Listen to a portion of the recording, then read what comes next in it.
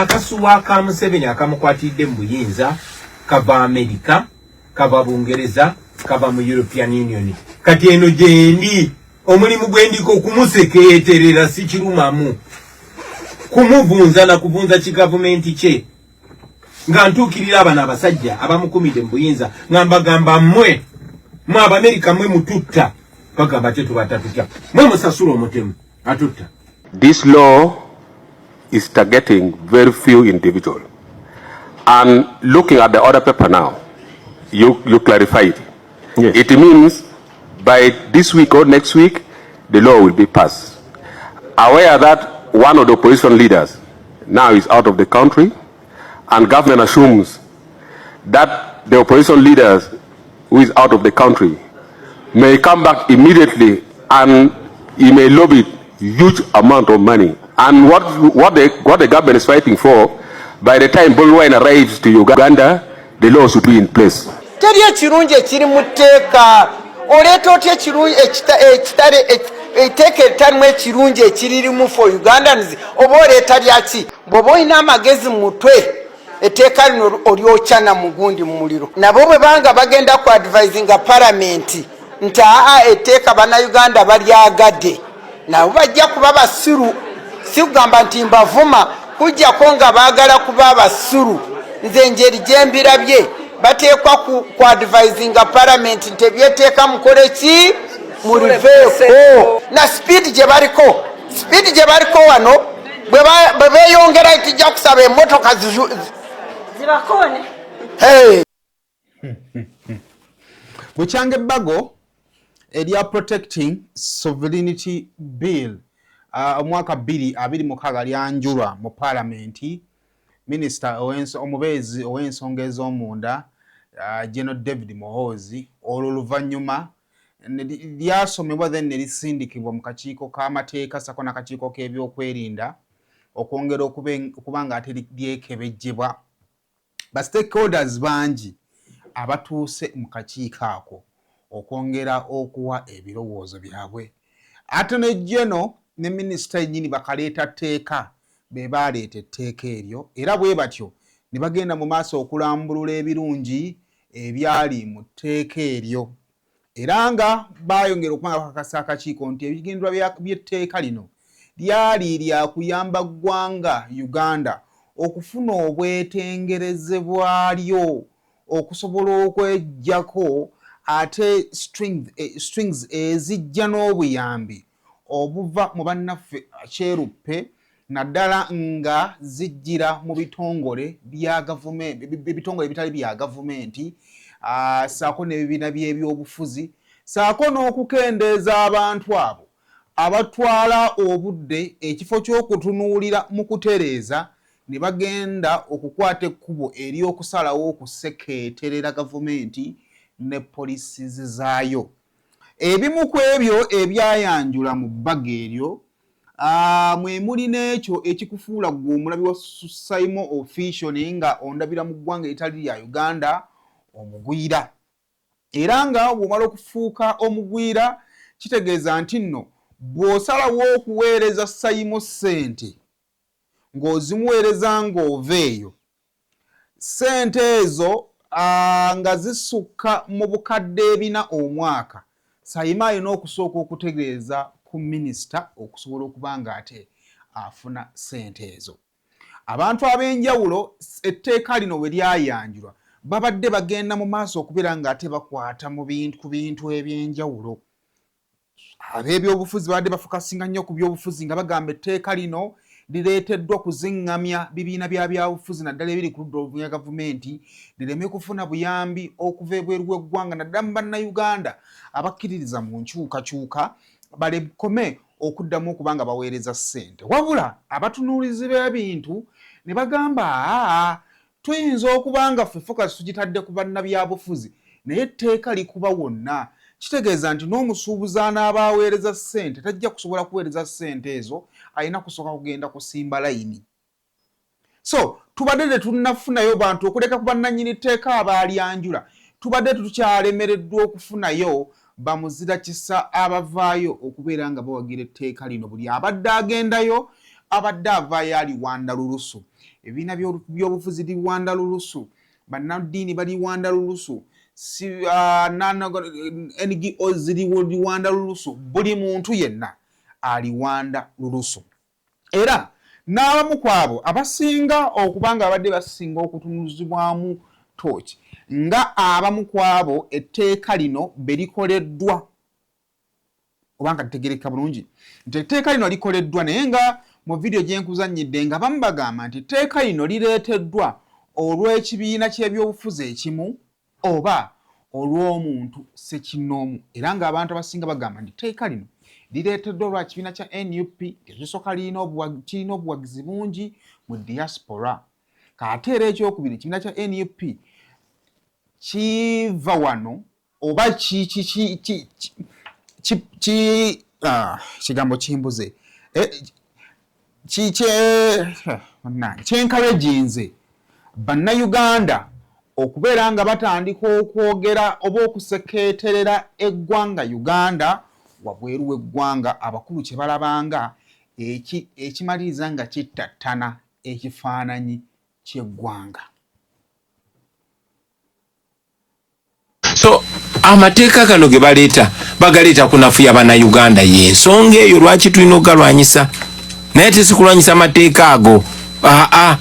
Amateeka ezo symptoms oba obubonero naye ekirwadde kyennyini bakiyita Yoweri Museveni n'abantu baba mwetolodde. The sovereignty of Uganda was sold long ago when you engaged yourself in heavy debts which are supposed to be paid by our grandchildren, by our children. The sovereignty, you are slaves to other nations where you borrow money. Now what sovereignty are you now relating to sovereign Uganda here?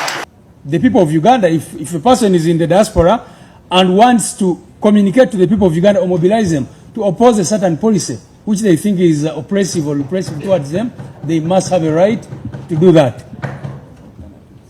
And that's why we talk about alternatives, because if, for example, you talked about UPE and PDM, as an UP we have a better understanding of how those programs would be for the benefit of the people. So it's not, we have a right to offer alternatives and definitely to oppose those things which we do not agree with. Naye wakati nga bavaayo okuvuganya bakyali bangi tubadde tukyali mu nnyonta y'omu muzira kisaayinza okubaako gy'ava ate tesiti abagire ku tteeka lino sinakindi tugambe eryato libalansinge awo we twabadde ne zireeta omukulu Nsibambi ye n'agamba nti ngeri gye nakasala okugyamu NRM etteeka lino ddungi. Etteeka lino ligenda kutuyambako okuziyiza kakiki abadde asala n'amala gayingira eggwanga. Uganda si toyi nti omuntu omala gava gy'ova ne ssente zo n'omala gaziyingiza. Etteeka lino lijja kutuyambako okuregulatinga ssente ezo. Ssente zigenda okuyingira nga buli muntu ategedde zigenda kukola ki. Era awo ne tugamba nti kale ate etteeka lifunyeeyo aliwagira. Honorable Nsibambi ye yevuddemu n'agamba nze etteeka lino wadde nga abantu bonna balinganga abalyesambye balinganga abalivumirira naye nze bwe nditulamu ne njongera okuba nga ndyekkaanya ndaba nga lirimu ebirungi bingi. Bannayuganda etteeka eryo mulina okuliwa obudde ate oba mwagala oba temwagala etteeka eryo ligenda kuyita. Bw'olaba etteeka lino bwe liri ebintu byonna ebyogeddwako biri clear. Tewali ssente zijja mu Uganda zibagana kujja wano. Wabula kibagamba bw'ozireeta wano olina okumanya kye zinaakola. Economy eno gye tutunulira n'amabanja agava ebweru gayita mu parliament ne bagateeka mu budget ne bamanya kye binaakola. Tewali nsi gy'otwalanga nnyumba ya namwandu n'oyingiza ssente n'ozifuluma nga tebamanyi gye ziri. Etteeka lino lizzeewo kulwanyisa okujirigizibwa okuva ebweru n'okukyusa embeera zaffe. Kati etteeka lino bakuyise nti gwe oli foreigner oli mugwira si kuvuma wabula batakuyita mugwira tebasobola kukwata oba kuyita oyogere. Ekineewuunyisa nti abantu bonna abazze wano babibiina bye muyita ebyobuyambi. Abantu babawa t-shirt bo ne bavuga pajero. Kati kyebaagala okulaga ssente wazireeta kuvuga pajero oba kugulira abantu t-shirt. Okumpa emmere n'India gyevudde bweru ate n'olwanyisa UPDM oba endokwa ezinawa omuntu emmere ebbanga lyonna ng'oga nti ino gavumenti erimba ku kino temukikola ekola nsigo nfu ate gwe n'ojja n'oga nti wandeetedde kilo 2 eza sukaali n'obuwunga. Ebyo bagezaako weematire nga munnayuganda oneematire otya nga tewali mateeka.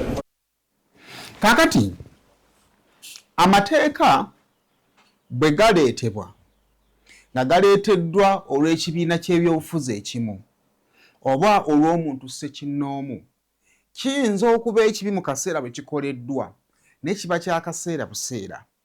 Abandaba essaawa zino obanga oweza emyaka 50 ojja kukkiriziganya nange nti mu 1980 Paul Kawanga Ssemwogerere ye munnabyabufuzi eyali atunuulidde entebe mu kaseera ako, era nga buli omu agamba nti Kawanga agenda kujjako Ssemwogerere, n'abamu bagamba nti mu kalulu akaaliwo mu 80 Ssemwogerere yawujja Paul Kawanga yawujja Milton Obote akalulu.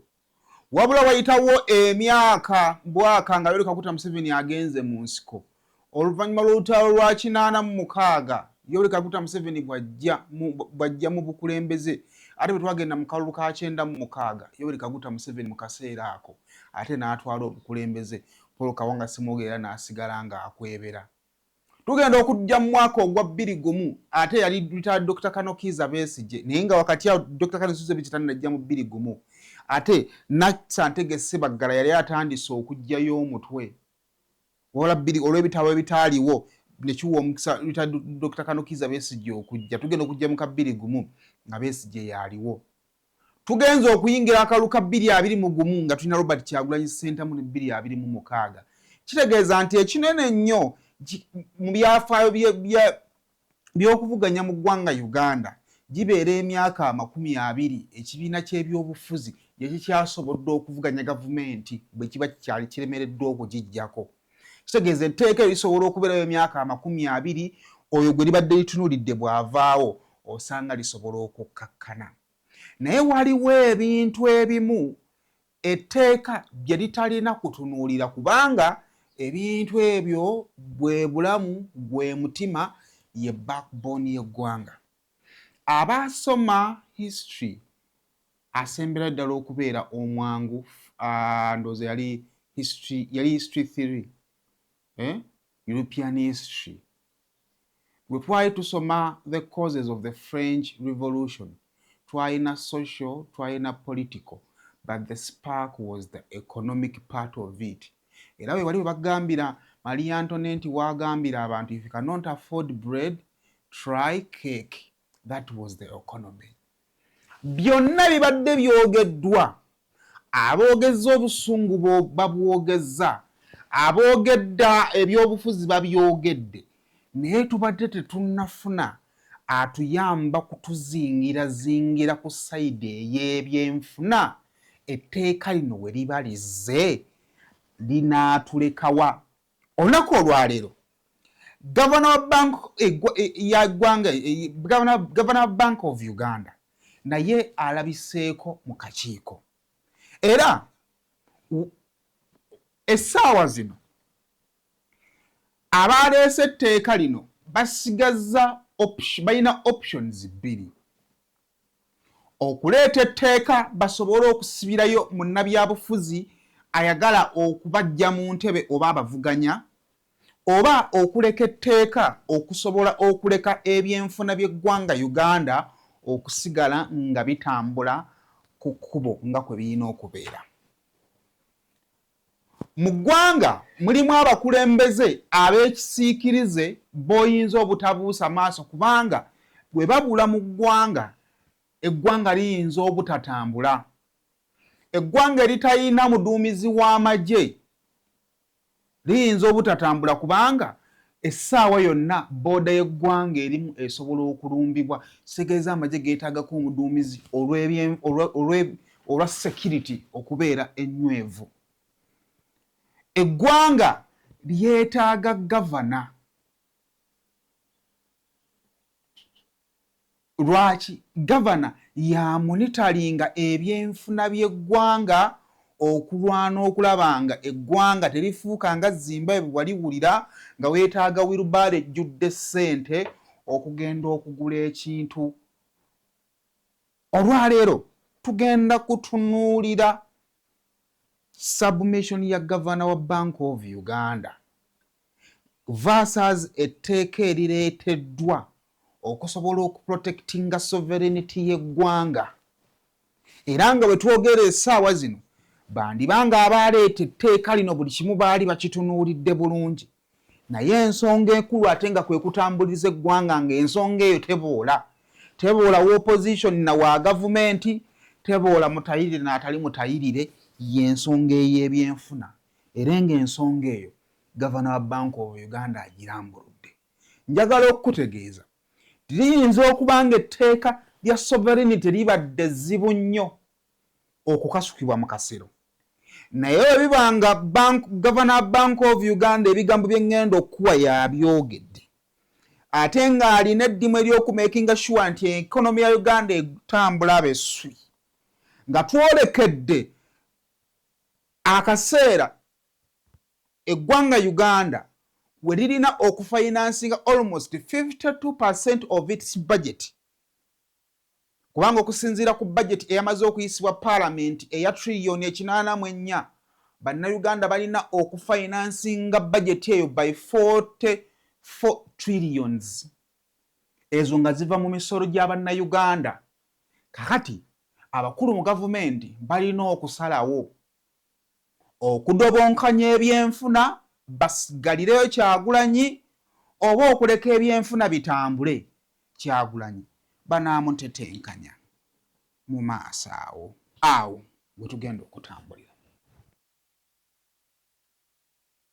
Ebaza okutuwagira naddala mu package yaffe eya Go Back to School mutuwagidde naye abantu ne bagamba ati nedda bannange lwaki ate ffe abantu abakulu mutwerabidde munange ne tugamba nedda ffe aba Rosemary Beddings tetuyinza kuva mu bantu baffe ne tubaleetera package y'abantu abakulu okugira omufaliso omunene bwaguugwa nga bw'ogulaba guno 4 ku 6 oba 5 ku 6. Ayagala package ya 4 ku 6 tugenda kugikuwera ku mitwalo 33. Ayagala package ya 5 ku 6 tugenda kugikuwera ku mitwalo 38. Kuno nga kugirako duve bwaguuga omuli pillowcases 2 ne kugirako ate era ne ssuuka ne tukuwerako pair ya fiber nga bw'ogiraba fiber pillows ne tukuwerako akatimba akafo stand ne tukuwerako essuuka kogendo tandikira munange fe tugamba jangu ku Rosemary Beddings ebirungi tubina ate nga sibyo bino byokka ebintu bye tulina eno package tugireetedde bantu bakulu mitwalo 33 aba 4x6 ate omufaliso ogutavaako lugoye nga bw'ogulaba mitwalo 38 aba 5x6 omufaliso ogutavaako lugoye ate omulungi ogwa rose form. Tukubireko ku namba z'essimu eziri awo oba mutu whatsappingeko tugenda kubanga ebisingawo tubibabuulira.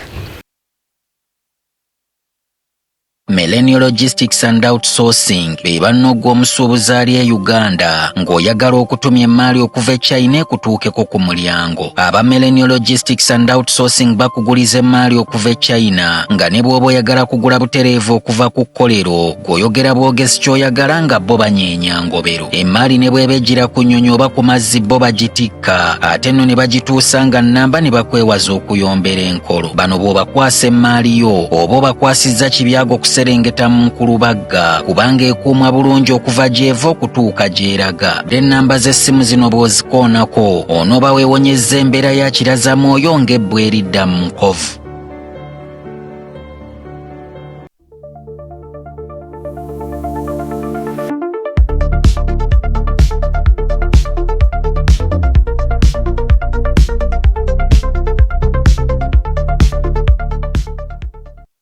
Kusaimu official kwoli nkwebaza okubeera nga twegasseeko olwaleero we bali kubanga ate olaba.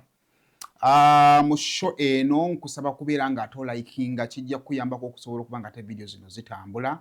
Era nja kwebaza bagenda mu maaso okubeera nga ate mulikinga. Nkusaba okubeera nga ate okomentinga kituyambako okumanya kiki ky'olowooza naddala ku kye tuba twogeddeko. Subscribinga bw'oba tosubscribingangako okutulaba akaseera akawererako ddala. Nagwo mukisa gw'oba otuwadde ebintu bino okuba nga ate bitambulira ddala bulungi. Muzikirize ne bazze bakama baffe nejjagala okuba nga ate nkutegeezaako okuba naffe ate aba Truth Media Academy eryo essomero libangula baana Truth Media Academy twagala okuba nga tukutegeeza ntusangibwa najjeeraawo omwana tubasomesa okukwata kamera, okugatta ebifaananyi, okukola graphics, okukola animation, okuvuga drone. Myezi 3 ku myezi 6 omwana aba amaze okukuguka ate ntumusindika ne yeetandikirawo omulimu. Kakati omwana atudde waka yamala okusoma emirimu aginoonyeza gibuze mutuwe ku Truth Media Academy tujja mubangula ate asobola okubaako kyasobola okwetandikira. Oyagala kufunayo ka part time job omulimu olinawo obudde bulawaawo obukaluba ku weekend oba toli busy nnyo yantu kuyigiza okukwata kamera otandika okubaako bugigi weweefunira. Abantu abali mu diaspora awo omwana ali waka ali idle. Omwana ali idle muleete akole ekintu nga bwanyumira ebintu byaffe bino si byakufiirako osoma bwonyumirwa. Kakati kyekintu ky'omuntu ekyangu omuntu okukyagala. Truth Media Academy tukwire ku namba zaffe ez'essimu ebisingawo okusobola okubeera nga ate obitegeera. African Canadian Foundation bakuleetedde conference ey'omulundi ogwokusatu era ng'eno eri ku substance abuse, mental resilience n'ebintu ebifanaganako bwe bityo. So obanga oyagala nnyo okumanya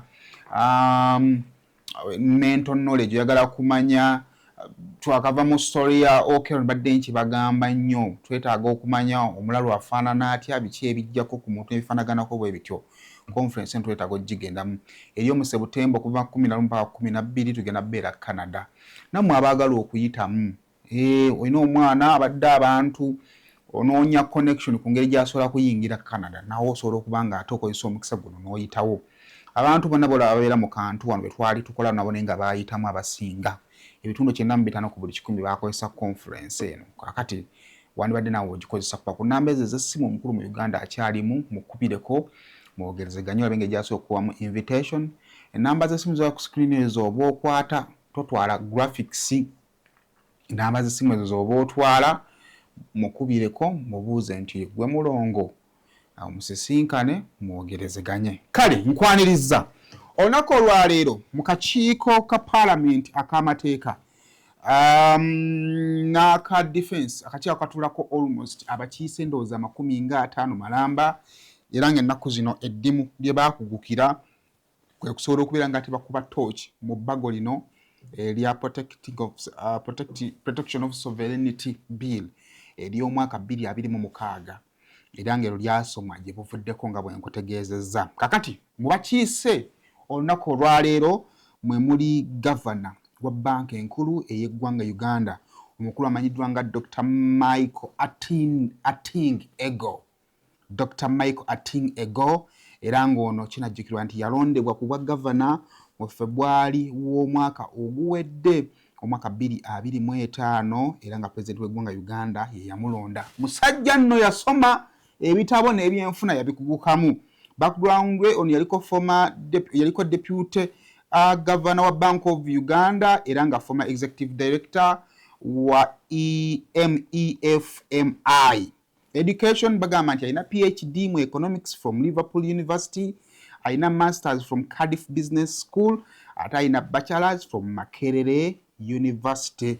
Ebintu birala bingi nnyo liko deputy governor Professor Augustus Nwagaba. So n'ebintu ebirala bingi nnyo ebiri mu CV ye n'okusoma kwe. Kakati Matig Ego olunaku olwaleero alabiseeko mu kakiiko. Era oyinza okugamba nti submission ya Governor wa Bank of Uganda erese abakulu mu kakiiko ne bannannyini bbago nga batuuyana nga ekyokukola ekituufu tebakitegeera. Lwansonga nti ebyenfuna by'eggwanga singa bigenda mu maaso ne bigootaana n'ebyobufuzi by'eggwanga bibeera mu katyabaga. Gavumenti ezisinga zifunye nnyo ebizibu si lwa byabufuzi bya ggwanga amawanga ago. Amawanga gonna ne bwe ggwanga lya America lirina ebizibu by'ebyobufuzi, lirina ebizibu bya bulamu obwa bulijjo, the social life. Naye ebizibu by'ebyenfuna ebiseera ebisinga bye bivaako okusatira mu gavumenti zonna ezisinga. So buli gavumenti yonna bw'eba ekola efuba nnyo okulaba nga byonna esobola okubizannyirako, naye erina okulwana okulaba nga ebyenfuna tebigidobonkanako, kubanga ebyenfuna bidobonkana n'owa kuvaamu, kubanga ebyenfuna bwe byonooneka tutandika okufiirwa ogenda okumaliza nga tokyalina gains za kuprotectinga. Omukulu ono alina submission z'akoze zensazeewo ntemeemu ku emu owulirize nga bwe nnyingiramu nga bwe nkunojjolerayo ku kamu ku bonaaba ayogedde okusobola okuggyayo obubi bw'ebbago lino ng'ebyobufuzi obitadde ku mabbali. Ebbago lino okusinziira ku Governor Bank of Uganda singa kavuna kibatanda Paalamenti y'eggwanga n'egenda mu maaso okubanga eyissa ebbago lino ne lifuuka etteeka, omukulembeze w'eggwanga n'agenda mu maaso n'aliteekako omukono, ebizibu eggwanga Uganda bye lyolekedde bwe baakwasa enkasi okulamula ssente y'eggwanga ebyenfuna y'eggwanga azze mu kakiiko n'abibagamba atandise bw'ati. Money from trade in goods, services, and financial assets. The balance of payments is divided into current account balance and the financial account, and of course the capital account. Now, what is the case of Uganda? The case of Uganda is that the current account balance has always been in the negative because our imports are far much greater than exports. So how do we close this? Is through financial flows. Financial flows into the financial account. And where these financial flows exceed the deficit in the current account, that's how we build reserves. Okategedde bulungi. Sente ze tulina wano ebiseera ebisinga zibadde nga ntono. Engeri yokka gye tulina okuzongezaamu kwongera kukkiriza ssente eziva ebweru okuyingira. Kubanga Uganda eyingiza nnyo okusinga bwefulumya. Kaakati Uganda because ebadde mu deficit naye ng'ekituyamba okuva mu deficit kwe kubanga twongera ku bye tuyingiza. Bw'otandika okuteeka obukwakkulizo ku ssente eziyingira kitegeeza nti nno Uganda egenda kusigala mu deficit mwebadde nga ssente eziyingira zibadde zitaasa. Ssente ezoogerwako ze ssente z'abayinvesita eziyingira mu ggwanga, ssente ezoogerwako ze ssente enzibe. Ne bagamba nti Bula yakuba obukadde bwa $5 n'abuyingiza mu ggwanga n'abuteeka mu ekonome. Ne bagamba nti Badi Bulaka yakuba obukadde bwa $2 n'abuyingiza n'abuteeka mu ekonome. Sente bwe zityo ze ziyambako okukavaringa deficit eri eggwanga ne litabeera mu katyabaga ne yeeyongerayo. Now, what is this bill doing? This bill is bringing restrictions into cross-border transactions, meaning that it is bringing restrictions on the inflows to this country. And we run a risk of reducing substantially the inflows into Uganda. And if we reduce this inflows into Uganda, it means that our current account is even going to widen. And with the restrictions, there will be limited inflows in the financial account, which is going to make it very difficult for us to finance the widening current account balance. So how then does the balance of payment balance? We are going to have a substantial depreciation of the currency because you need to make imports more expensive in order to equate imports to exports. So this is the main risk of this bill. And also, it means that our capacity to build reserves, because now the flows in the financial account are reducing, we won't have an excess of financial flows in the financial account over the current account balance to build reserves. And Chairman, a country without reserves is not sovereign. A country without reserves is not sovereign. Na kuzairi nteteeka lino liteeka ekkomo oba liregulatinga ssente eziyingira. Ssente eziyingira bwe zikendeera tuba tugenda kufuna obuzibu. Mu buzibu bwayogeddeko mujja kubeeramu n'okunaabuuka kwa siringi eya wano. Siringi ya wano bw'enaabuuka kitegeeza nti olina okucharginga inputs sente nyingi nnyo ebyo ebitono ebiyingira olina obicharginga ne sente nyingi nnyo okusobola okuziba eddibu eno erinaalekebwawo abaana batakibasobola kukola ki kuyingiza sente twala mu maaso. Why? Because these inflows have been, if you look at, for example, what is being proposed, the potential of this bill to destabilize Uganda's balance of payments is our primary concern as a central bank because it affects cross-border flows. For example, last financial year, the overall balance of payment surplus was 1.5 billion, meaning that the financial inflows in the financial account were in excess of the deficit in the current account balance by 1.5 billion. And that's how we were able to increase our reserve coverage by 1.5. Today, as we talk, our reserves are close to $6 billion. Why? Because these inflows have been coming in. The moment you tamper with these inflows here, we risk running down our reserves, and that's the economic disaster. Remittances. We are now requiring that remittances, if there's a Ugandan in the diaspora, he's a foreigner by the definition of this bill, and anybody who receives these remittances next to 400 million is an agent of a foreigner. He has to be registered by the Minister of Internal Affairs. Honorable members of Parliament, for remittances that are sustaining the livelihoods of Ugandans, we are likely to see a reduction in the remittances. I don't know what the diaspora people told you, but this is likely to come down. Last year we got remittances of 1.5 billion. And so it means that we are going to have pressure on our currency. And then the most striking thing also is, if you look at our securities market, government of Uganda is undertaking significant borrowing to finance its budget. And if you look at the holding of government of Uganda securities by non-residents, by these foreigners, they are holding to close to about $3 billion, which is about 12% of the securities that have been issued are held by this. And going by the definition in this bill, where ministerial approval for the threshold is acting as a capital control, experience in other jurisdictions shows that it leads to immediate exit of the offshore investors. And when they exit, it means that we cannot fully finance our deficit through borrowing.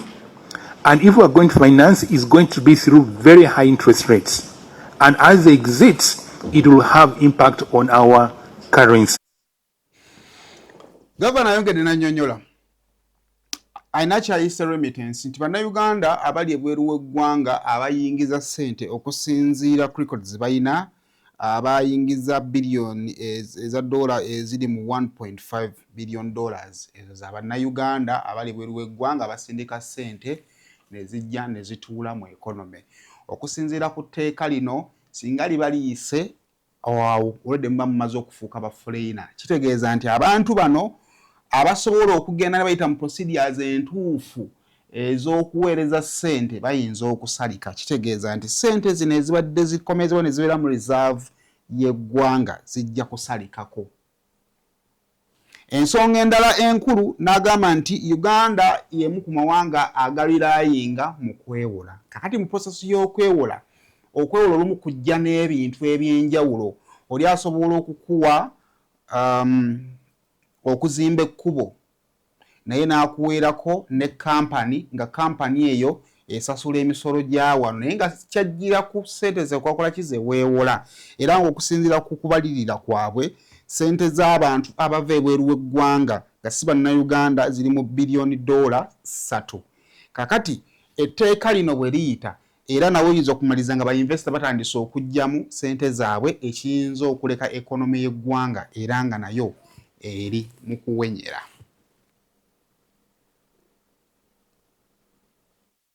And then the other issue is clause number 13 about economic sabotage, that at the publication or anything that causes the weakening of a system is qualified as economic sabotage. Now, Uganda's debt servicing is currently about 50% of government revenue.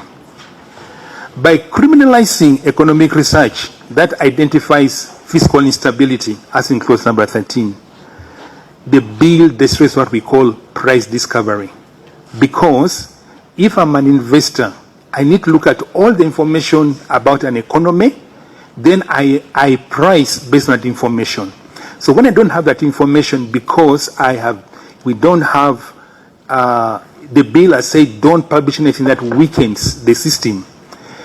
What do I do if I'm an investor? I'm going to put what I call uncertainty premium, all right? So that if I had discounted for the fiscal instability or because of the high fiscal deficit into my pricing initially, now I don't have that information. I'm going to put uncertainty premium. So if I was bidding for a 25-year bond at 17%, I'm going to end up bidding at 20%, just in case I've got it wrong. Why? Because I don't have information. Markets rely on information, a wide array of information to do their pricing. So clause number 13 in our view is going to distort price discovery. And then also, when we publish a report about maybe inflation is projected to rise or the currency may depreciate, so we need to tighten monetary policy to do that. Now, if tightening of monetary policy leads to lower credit growth and the economy weakens, will I be charged with economic sabotage? Kakati, muteko mulimu kibayita economic sabotage. Economic sabotage, eggwanga ebiseera ebimu lisobola okufunamu obuzibu mu byenfuna. Kakati, ku side ey'ebyobufuzi bannabyabufuzi babikozesa, for example, wabaddewo oba tugambe ensimbi y'eggwanga egudde, oba waliwo kampani ekoze loosi ne bagenda ne babipublishinga on an international level.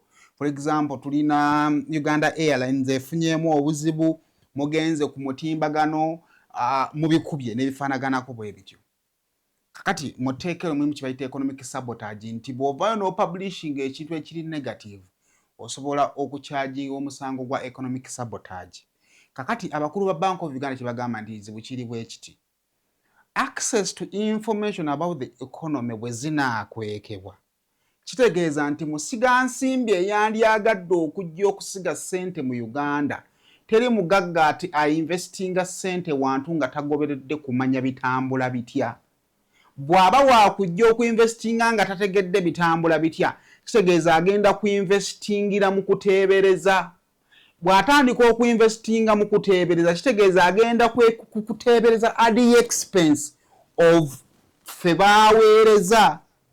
Kivula kugamba nti no, bw'oba ogenda kugula bonds at 17%, because I'm not certain of embeera bitambula bitya ngenda kukitira ku 30%, ogenda okumaliriza nga Munnayuganda okusobola okufuna access ya services za investor agenda zifunira ku cost eya waggulu olw'ensonga nti investor ono waateeka ssente ze information entuufu temuweereddwa. Kubanga investor waba wakuteekamu ssente talina kujja mu gavumenti kusaba information, ayina ku accessinga information eno n'asooka akola follow up. Kakati kusinziira ku ngeri gy'alaba ebintu gye bitambulamu n'asalawo okuinvestinga oba obutayinvestinga. Governor ayogedde bingi, but ebyo bimu ku ebyo. Lwaki ndowoozezza nti this was quite interesting. Abantu abasinga bonna abawuliridde mu tteeka lino, ekyamazima bongedde okukkiriza nti etteeka liyinza okuba lyaleetebwa wa muntu. In the efforts of trying okulaba engeri gye basobola okuzingamyamu ebibiina by'ebyobufuzi, kubanga ekibiina ky'ebyobufuzi bwe kiba tekirina ssente tekisobola kutambuza mirimu gyakyo. Oluvannyuma lw'okujja kwa Robert Kyagulanyi Ssentamu mu byobufuzi by'eggwanga Uganda, abantu naddala abawangaalira mu mawanga ag'ebweru balina engeri gye baasituka amaaso ne bagatunuuliza eggwanga lyabwe Uganda n'ebintu engeri gye bitambuzibwamu. Yes, oluvannyuma lw'ekyo okujja abantu ab'enjawulo new development eyo bagikozesezza mu ngeri ez'enjawulo. By'oyinza okulowooza nti ebimu ku bintu gavumenti byetandyagadde kufuluma bitandise okufuluma. But the question would be, what could be the right solution? SG oba Secretary General w'ekibiina kya National Unity Platform bwe yali mu submission yagamba nti etteeka lino is a replica of the existing laws. Ebibiina by'obufuzi biyina amateeka, Political Parties and Organization Bill Act weeri erambika engeri ebibiina by'obufuzi birina okuddukanyamu emirimu gyabyo. Lwaki oba tonywezaawo? Wabula gavumenti ekugamba nti osobola okunyweza mu bibiina by'obufuzi era ssente ne zitayingira. Naye bw'oleka Bannayuganda abajja ssente ebw'eggwanga baziyingiza, oli agenda kujja akawumbi ebweru akugambye nti agenda kuzimba apartment ajjeko obukadde 3 agwe ekibiina kya National Unity Platform kisigale nga kikola emirimu gyakyo. Waba kyotalina kwerabira nti obukadde 3 buba bwayingidde dda mu ekonome era emirimu giba gigenda mu maaso okutambula. Antone Jeno Kiwanuka bwe apyalinga mu kakiiko ako, Oweekitiibwa Sseggona yamugamba lwaki neetaaga okusooka okusaba minisita okuyingiza ssente? Lwaki siyingiza ssente? Etteeka ne liteekawo penalties ez'oyo agaanye okwanjula omuwendo gwa ssente gwayingiza na kiki zigenda okukola.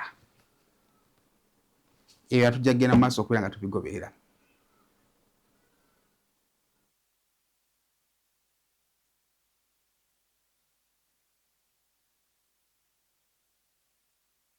Meet our passionate creator, ready to bring ideas to life at Truth Design Academy.